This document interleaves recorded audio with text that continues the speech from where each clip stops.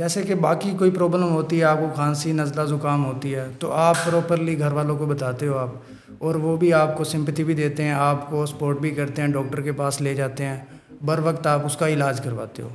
लेकिन mental issues या psychological issues के बारे में मामले में ऐसा नहीं है। आपको स्टेजेस होती हैं, स्ट्रगल्स होती हैं, एक इंसान की पर्सनल होती हैं, वो खुद नहीं एक्सेप्ट करता कि उसे कोई साइकोलॉजिकल इशू है। वो कहता है कि मैं इतना वीक नहीं हो सकता कि मुझे डिप्रेशन या एंजाइटी हो। दूसरे लेवल पे उसकी फैमिली के इश्यूज़, फैमिली लेवल पे स्ट्रगल्स होती हैं कि उनकी फैमिली नहीं उनको एक्सेस दिलवाती किसी साइकोलॉजिस्ट का या साइकेट्रिस्ट का कि आप ठीक हो जाओगे, आप पॉजिटिव रहो, आप कम सोचा करो, आप नींद पूरी करो, इस तरह क्या है कि उनको दबा देते हैं। आउट ऑफ द बॉक्स में आज हम बात करेंगे ज़हनी सेहत, उनसे जुड़े मसाइल, वजूहात और उनके मुमकिन हल। आज मुल्तान से आए हमारे साथ दो मेहमान मौजूद हैं। हैसम शाह साइकोलॉजिस्ट हैं और उसके साथ साथ हमारे साथ मौजूद हैं लाइबा औसाफ जो एजुकेशनिस्ट हैं। हम हैसम शाह से पूछना चाहेंगे कि आप बताइए कि ज़हनी सेहत के हवाले से मसाइल क्या हैं। मैं ज़हनी सेहत के बारे में बताना चाहूँगा आपको कि जितनी इम्पोर्टेंस फ़िज़िकल हेल्थ रखती है हमारी एक हेल्दी लाइफ में, उतनी ही मैटर करती है हमारी मेंटल हेल्थ। जिस तरह फ़िज़िकल हेल्थ में हमारा ब्लड प्रेशर है और ये प्रॉब्लम तब होती है जब ये लो या हाई होता है, उसी तरह से हमारी मेंटल हेल्थ में भी मसाइल आ सकते हैं। हर इंसान की ज़िंदगी में एंजाइटी, डिप्रेशन और इस तरह के मसाइल दरपेश हो सकते हैं। जैसे एंजाइटी, स्ट्रेस और प्रेशर वगैरह ये नॉर्मल रिएक्शन है, लेकिन ये प्रॉब्लम तब होती है जब डिसऑर्डर में कन्वर्ट होते हैं और हमारी पर्सनल और प्रोफेशनल लाइफ को डिस्टर्ब करते हैं। अच्छा, ये साथ साथ बताइए आमतौर पर इन्हें इतनी अहमियत क्यों नहीं दी जाती और हम जो है वो ज़हनी सेहत के हवाले से बात क्यों नहीं करते, और ज़हनी सेहत के हवाले से अगर कोई मसाइल हैं भी तो उनको हम जनरली डिस्कस क्यों नहीं करते। हाँ जी, जैसे कि बाकी कोई प्रॉब्लम होती है, आपको खांसी नज़ला ज़ुकाम होती है, तो आप प्रॉपरली घर वालों को बताते हो आप, और वो भी आपको सिंपैथी भी देते हैं, आपको सपोर्ट भी करते हैं, डॉक्टर के पास ले जाते हैं, बर वक्त आप उसका इलाज करवाते हो। लेकिन मेंटल इश्यूज़ या साइकोलॉजिकल इश्यूज़ के बारे में मामले में ऐसा नहीं है। आपको स्टेजेस होती हैं, स्ट्रगल्स होती हैं, एक इंसान की पर्सनल होती हैं, वो खुद नहीं एक्सेप्ट करता कि उसे कोई साइकोलॉजिकल इशू है। वो कहता है कि मैं इतना वीक नहीं हो सकता कि मुझे डिप्रेशन या एंजाइटी हो। दूसरे लेवल पे उसकी फैमिली के इश्यूज़, फैमिली लेवल पे स्ट्रगल्स होती हैं कि उनकी फैमिली नहीं उनको एक्सेस दिलवाती किसी साइकोलॉजिस्ट का या साइकेट्रिस्ट का कि आप ठीक हो जाओगे, आप पॉजिटिव रहो, आप कम सोचा करो, आप नींद पूरी करो, इस तरह क्या है कि उनको दबा देते हैं। क्योंकि जो साइकोलॉजिकल इश्यूज़ हैं ये बज़ाहिर आपको नॉर्मल दिखेंगे। नॉर्मल लाइफ में हमारे अंदर भी कितने लोग होते हैं जो ज़हनी परेशानी या ज़हनी मसाइल से दरपेश होते हैं, लेकिन हमें उनका नहीं पता होता। तो उनके जो भी मसाइल सिम्टम्स हैं वो जाके रजू करें अपने साइकोलॉजिस्ट से या किसी प्रोफेशनल से, तो ही उसकी तशख़ीस हो सकती है। अच्छा, मतलब आपका कहना ये है कि बज़ाहिर जो है एक नॉर्मल और खुशहाल दिखने वाला शख्स भी जो है उसके साथ भी ज़हनी सेहत के हवाले से मसाइल हो सकते हैं। जी बिल्कुल, जैसा कि बाकी आपके डिजीज़ या कोई भी इलनेस है फिज़िकल या कोई भी मेडिकल में, तो उसके प्रॉपर एक टेस्ट होते हैं, प्रॉपर एक रिपोर्ट्स होती हैं जिससे आप उनको डायग्नोस कर सकते हो कि इसको ये फ़लाँ इशू है या इसको ये डिज़ीज़ है। लेकिन मेंटल हेल्थ में या साइकोलॉजिकल इश्यूज़ का आप इस तरह का कोई फिज़िकल टेस्ट नहीं है कि आप उसको मशीनरी के थ्रू या किसी भी और तरीके से आप उसको पता लगा सको कि इसको फ़लाँ इशू है। वो आप उसका एक प्रॉपर साइकोलॉजिस्ट जो है वो हिस्ट्री लेगा, उसके सिम्टम्स देखेगा कि इसको क्या इशू दरपेश है, इसको भूख का मसला आ रहा है, नींद का मसला आ रहा है, इसको सुकून नहीं है, या फिर इसको अपनी इंटरेस्ट नहीं है डेली एक्टिविटीज़ में। तो इस तरह से एक साइकोलॉजिस्ट या कोई प्रोफेशनल ही वो अंदाज़ा लगा सकता है कि इसको किसी किस्म का इशू है मेंटल या साइकोलॉजिकल। जी, अच्छा, आपकी तरफ आते हैं।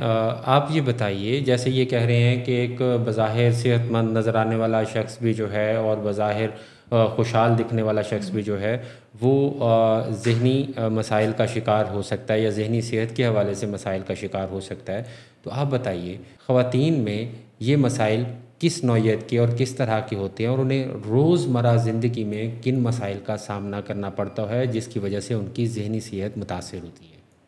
देखिए, सबसे पहले ये है कि हम ये बात घर से शुरू करते हैं। जो ख़वातीन, जो लड़कियां घर में रहती हैं, अब हमारे घरों के रवैये भी ऐसे ही हैं जो इस चीज़ को बहुत प्रमोट करते हैं, और हमारे जो घर के बातचीत है, जो अंदाज़ है बयां है, जो अंदाज़ है रहने सहने का, वो भी इस चीज़ को बहुत प्रमोट करता है, जिससे मेंटल हेल्थ जो है वो काफ़ी अफेक्ट होती है।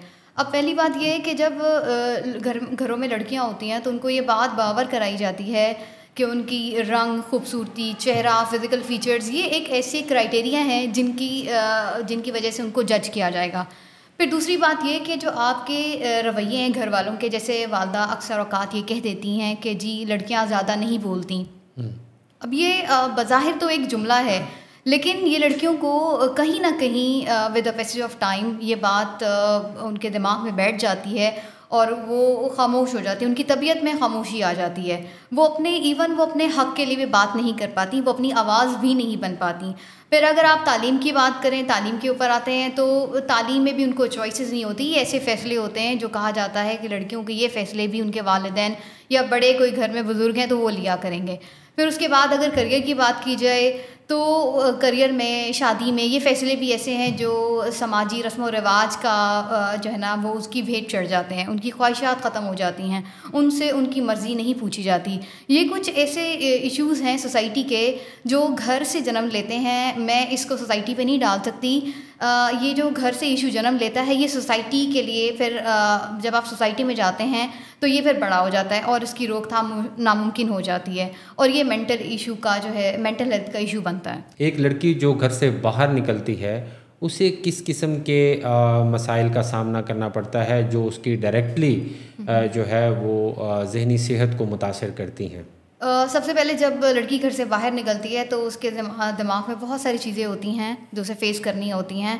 उसके सामने भी बहुत सारी चीज़ें हो रही होती हैं जो उसे वो इग्नोर करने पे मजबूर होती है। जिसमें पहली चीज़ ये है कि नापसंदीदा आवाज़ें होती हैं, जो है वो लाहक ख़तरात होते हैं। कोई उनको ये सोच होती है कि कोई उनका पीछा ना करे, कोई आवाज़ें ना कस रहा हो, कोई गलत फ़िक्रात का इस्तेमाल ना कर दे, ठीक है, कोई उनको अजनबी नज़रों से देख ना रहा हो। ये सारी वो चीज़ें होती हैं जो वो फ़ेस कर रही होती हैं। बस वो दुआ दिल में यही उनकी दुआ होती है कि अल्लाह करे खैर खैरियत से हम घर पहुँच जाएँ, ठीक है, कोई कुछ कर ना रहा हो, कोई देख ना रहा हो, कोई सोच ना रहा हो, कोई जो है वो हमारे पीछे ना आ रहा हो। ये उनके कुछ मेंटल इश्यूज़ होते हैं जो फेस कर रही होती हैं अगर वो बाहर भी जाती हैं तो।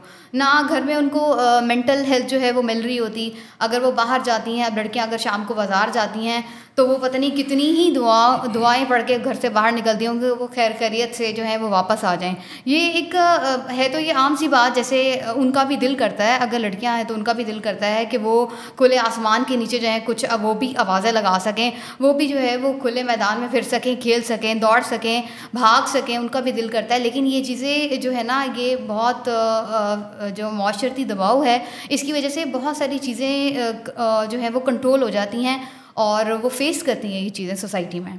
अच्छा हैसम, आप ये बताइएगा कि इस तरह के मसाइल जो रोज़मर्रा की बुनियाद पे ख़वातीन ख़ास तौर पर और उसके अलावा मर्द भी जो है उसका सामना कर रहे होते हैं, और जिन इश्यूज़ को ना तो घर वाले उस तरह से जो है वो ज़हनी सेहत के हवाले से देख रहे होते हैं या ज़हनी मसले के हवाले से देख रहे होते हैं, और ना ही वो जो है वो किसी साइकोलॉजिस्ट के पास जा रहे होते हैं, तो ये सब हमारे आम तौर पर जो हमारे रवैयों पर क्या असर डालता है?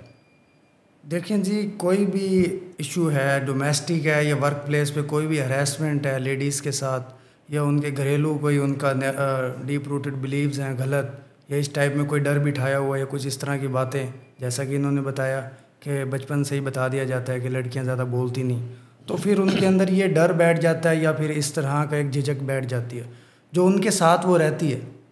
और इनका प्रॉपर अगर इनको रिजॉल्व ना किया जाए, कोई भी इशू वर्क प्लेस पे या डोमेस्टिक है, तो फिर ये एक आगे जाके बहुत मसला पेश करती है। तो उनके अंदर एक अग्रेशन की सूरत में वो उनके अंदर रहेगी, जब तक वो आप उसको क्लियर नहीं करोगे, आप उनको रिजॉल्व नहीं करोगे, उनके अंदर रहेंगे। तो ये एग्रेशन की सूरत में या और एक्टिविटीज़ या बिहेवियर के थ्रू वो अपनी जो फ्रस्ट्रेशन है इस तरह वो ज़ाहिर करेंगी। अच्छा, मुझे ये बताइए कि नफ्सियाती मसाइल के हल के लिए लोग साइकोलॉजिस्ट से प्रॉपर रब्ता क्यों नहीं करते या साइकोलॉजिस्ट के पास क्यों नहीं जाते? उसका पर्सनल बैरियर होता है, वो खुद नहीं एक्सेप्ट कर रहा होता कि उसे कोई साइकोलॉजिकल इलनेस है। सेकंड पे फैमिली बैरियर होता है और थर्ड पे आता है सोसाइटी का बैरियर कि लोग क्या कहेंगे कि मुझे नफ्सियाती मसला है या ये मेंटल है।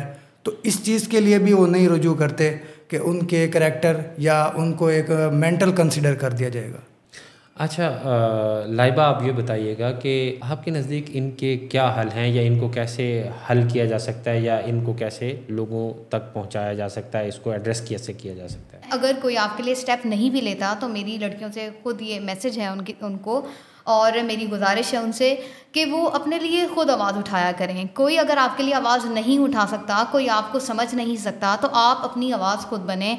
आप सेल्फ कॉन्फिडेंस लेकर आए अपने अंदर, ताकि आप दूसरी लड़कियों के लिए भी जो है वो एक एग्जाम्पल बन सकें और लोगों को आप मोटिवेट कर सकें। ठीक है, ये बहुत ज़रूरी है। अगर आप ख़ुद ही जो है वो अपने आप को कमतर समझती हैं या लैक ऑफ कॉन्फिडेंस समझती हैं या अपने आप को डीमोटिवेट करती हैं, तो फिर सोसाइटी का काम ही यही रह जाता है कि वो आपको जो प्रेशर आपके पास ऑलरेडी है उसको इंक्रीज़ करे। तो पहले आप खुद बेहतर हों, अपने आप के लिए स्टैंड लें, फिर आप अपने पेरेंट्स से बात करें। ये सिर्फ 2 तरीके ऐसे हैं जो विदाउट एनी कॉस्ट और विदाउट एनी एक्सपेंस जो है वो आप अपने मेंटल हेल्थ को बेहतर कर सकते हैं। शुक्रिया। आप बताइएगा हैसम के। जी, सबसे पहले तो पेरेंट्स की बच्चों के साथ जो है वो गुड कम्युनिकेशन होनी चाहिए, फ्रेंडली बिहेवियर होना चाहिए, ताकि उन्हें कोई भी इस किस्म का प्रॉब्लम या फेस करनी पड़े इशू, तो वो सबसे पहले अपने पेरेंट्स को रुजू करें।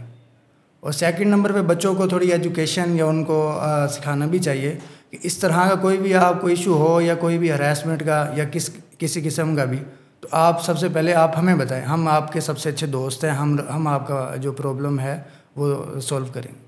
बहुत शुक्रिया आप दोनों का।